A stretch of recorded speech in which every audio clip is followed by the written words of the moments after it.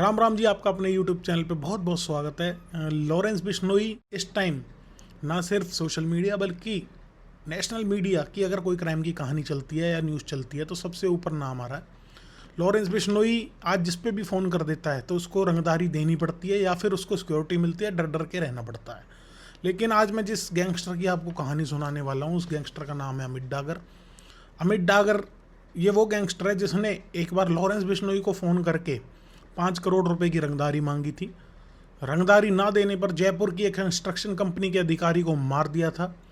Construction company के अधिकारी के मर्डर के बाद बताया जाता है, न्यूज़ में है ये चीज़, कि लॉरेंस बिश्नोई द्वारा कुछ रकम, जो कि मांगे तो 5 करोड़ गए थे, कुछ रकम दी गई थी और इस सारे मैटर का फैसला किया गया था। तो ये वो इंसान है, वो गैंगस्टर है, ये उस गैंग से जुड़ा हुआ है जिनका नाम बहुत बड़े बड़े मर्डर केसेस में है।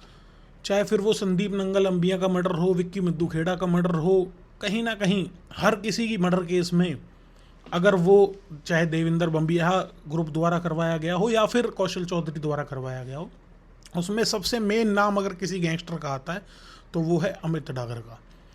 दोस्तों, इस वीडियो को शुरू करने से पहले सबसे पहले मैंने ये जो वीडियो बनाई है उसका कॉन्सेप्ट सीधा सीधा ये क्लियर है कि इस वीडियो के थ्रू हम एक एजुकेशन देना चाहते हैं आज के लड़कों को जिनके ऊपर कुछ केस लग जाता है या फिर उनसे कोई गलत कांड हो जाता है तो वो लोग उस एक कांड के बाद कभी भी घर वापसी नहीं करते। ये हम कह सकते हैं कहीं ना कहीं हमारे जुडिशियल सिस्टम और जेल सिस्टम का फेल्योर है कि अगर कोई इंसान एक बार गलती से फंस जाता है तो वो मोस्ट प्रोबेबली वो आगे और ऐसे कांड करता है और कहीं ना कहीं आप कह सकते हो कि उसकी कभी घर वापसी नहीं होती है। तो ये इस स्टोरी के ज़रिए मैं आपको सिर्फ यही मैसेज देना चाहता हूँ कि बेशक वो कितना भी बड़ा गैंगस्टर हो, बेशक उसने रंगदारी मांगी हो 5 करोड़ की लॉरेंस बिश्नोई से, लेकिन सब कहीं ना कहीं आज़ाद होना चाहते हैं, सब अपनी फैमिली के साथ रहना चाहते हैं।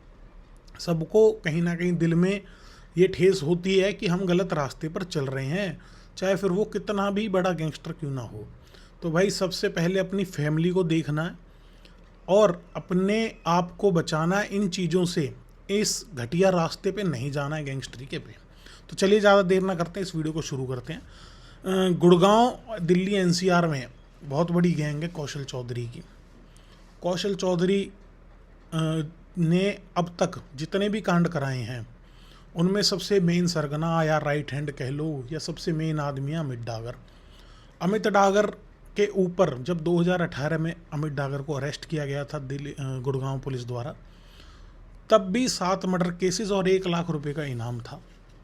असली जो क्राइम की दुनिया में नाम होना शुरू हुआ, खैर 7 मर्डर करना, 7 मर्डरों में नाम आना वो भी बहुत बड़ी बात है, लेकिन असली जो इसका साम्राज्य फैला वो फैला जेल में जाने के बाद। हर गैंगस्टर की तरह कौशल चौधरी ने और अमित डागर ने अपनी गैंग को जेल में बैठकर ही चलाया और आज भी चला रहे हैं। दोनों भौंडसी जेल में बंद हैं। दरअसल अमित डागर की जो क्राइम स्टोरी शुरू होती है वो महेश अटैक के मर्डर के बाद से ज़्यादा ही लाइमलाइट में आ गई थी। महेश अटैक खुद में एक बहुत बड़ा नाम था गुड़गांव की गैंगस्टरी का, और सितंबर 2016 में जब रात को महेश अटैक अपने घर से ऑफिस से घर जा रहा था तब कुछ अज्ञात शूटर्स ने आके महेश अटैक को मार दिया था। काफ़ी बड़ा ये हत्याकांड था, इसमें मेन नाम था अमित डागर का। 2017 मार्च में अपने खुद के ही पहले दोस्त रहे जॉनी की माँ सुदेश का मर्डर केस भी अमित डागर के ऊपर लगा।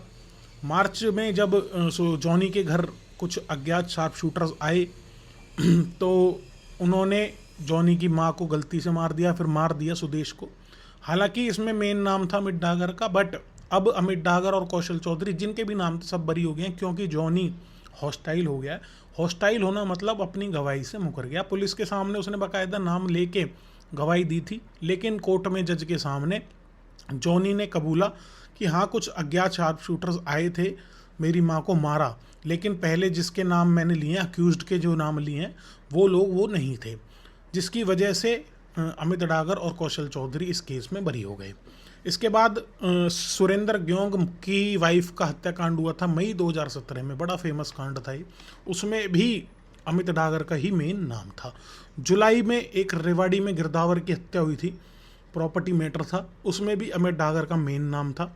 2018 में जनवरी में सोहना के निवासी तेजपाल का मर्डर भी अमित डागर के नाम ही लगा था, और फरवरी में ततारपुर के सरपंच संजय सरपंच का मर्डर भी अमित डागर के ऊपर लगा था। इसके बाद नवंबर में शायद 2018 में अमित डागर को अरेस्ट कर लिया गया, और काफ़ी मुठभेड़ के बाद इसे, काफ़ी जद्दोजहद के बाद इसे पकड़ा गया था।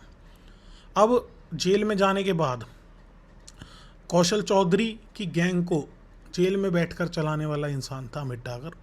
ये जो सुपारी वाला कांड हुआ, लॉरेंस से मांगी गई, ये सब भी तभी हुआ। इसके बाद एक तरह से आप कह सकते हो कि हम पंजाब की तरफ चलते हैं, जहाँ पे सारा जो मैटर बढ़ा, क्योंकि ये दिल्ली एनसीआर से जब बाहर निकला, ये जेल में जाने के बाद ही निकला। इसके पास सज्जन जैसे ऐसे ऐसे बड़े शूटर थे जो एक इशारे पर बड़े बड़े हत्याकांडों को अंजाम दे दिया करते थे। विकास चौधरी कांग्रेस प्रवक्ता का फरीदाबाद में मर्डर हुआ था, उसमें भी अमित डागर का नाम था 2019 में जून 29 तारीख को। और संदीप नंगल अंबिया का जलंधर में मर्डर हुआ था, उसमें भी अमित डागर का नाम था। और सबसे बड़ा मर्डर जिसने पूरी पंजाब की गैंगस्टरी की राह ही बदल दी, वो था विक्की मिद्दू खेड़ा का मर्डर, जो कि लॉरेंस बिश्नोई, जिसको अपना बड़ा भाई मानता था, कॉलेज टाइम से साथ था। मोहाली में विक्की मिद्दू खेड़ा मर्डर को भी अंजाम दिलवाने वाला अमित डागर ही था। शार्प शूटर अमित डागर द्वारा ही भेजे गए थे। ये जो पंजाब में मर्डर हुआ, इसके बाद ही लॉरेंस बिश्नोई का जो ग्रुप है, उसने सिद्धू मूसेवाला हत्याकांड को जो अंजाम दिलवाया, वो उसी विक्की मिद्दू खेड़ा मर्डर के बदले को ही बताया जाता है। पंजाब की गैंगस्टरी दो ग्रुप्स में चलती है, मैंने आपको पहले भी कई बार बता रखा है। देविंदर बम्बिहा का ग्रुप, जिससे देविंदर बम्बिहा का एनकाउंटर हो गया था 2016 में, अब बताया जाता है लक्की पटियाल संभाल रहा। और सुखप्रीत बुड्ढा एक है गैंगस्टर बुड्ढा, वो भी पंजाब की जेल में है, वो भी बैठ के इस गैंग को चला रहा है। दूसरी तरफ लॉरेंस बिश्नोई की गैंग के बारे में तो आप सबको पता ही है। तो ये दोनों मेन ग्रुप थे, इनकी लड़ाई चल रही थी। इसी में विक्की मिद्दू खेड़ा का जो है हत्याकांड हुआ, और इसी में सिद्धू मूसेवाला का हत्याकांड हुआ। बस बीच में जो सपोर्ट देविंदर बम्बिहा ग्रुप को दी, चाहे वो शूटर्स हों, चाहे फिर हर तरीके की लॉजिस्टिक्स की प्रोवाइड करवाना हो, वो कौशल चौधरी गैंग द्वारा और अमित डागर द्वारा प्राप्त करवाई गई। जब सिद्धू मूसेवाला हत्याकांड हुआ था 29 मई 2022 को, उसके 2-3 दिन बाद 2 जून को धौलपुर से दिनेश और संदीप, 2 शूटर्स को पकड़ा गया, जो कि लॉरेंस गैंग के शूटर्स थे। इन्होंने बताया कि सिद्धू मूसेवाला हत्याकांड तो बाद में उसको तो अंजाम दिया जाता, लेकिन सबसे बड़ा जो हिट लिस्ट में लॉरेंस बिश्नोई की नाम था, सिद्धू से भी ऊपर, वो था अमित डागर का। तो आप समझ सकते हो इस अमित डागर की क्या स्टोरी है और कैसी ज़िंदगी। अब ये दोनों जो है भौंडसी जेल में बंद है, और बहुत सारे मुकदमे इनके ऊपर चल रहे हैं जेल में। अभी कुछ दिन पहले भी खबरें आती रहती हैं धीरे धीरे। कुछ दिन पहले भी बताया गया कि जुलाई 2023 में ट्विंकल, जो कि अमित डागर की वाइफ है, वो एक मंडी से उगाई किया करती थी। तो वरुण दहिया, जो बहुत सीनियर पुलिस वाले हैं, उन्होंने ये सारे ऑपरेशन को अंजाम दिया और उसको रुकवाया और ट्विंकल को अरेस्ट करवाया। तो आप कह सकते हो इस टाइम भी बेशक ये लोग जेल में बैठे हैं, इनकी गैंग एक्टिव है। तो ये तो होगी पूरी कहानी। आगे क्या होगा क्या नहीं होगा वो तो भगवान जानता है।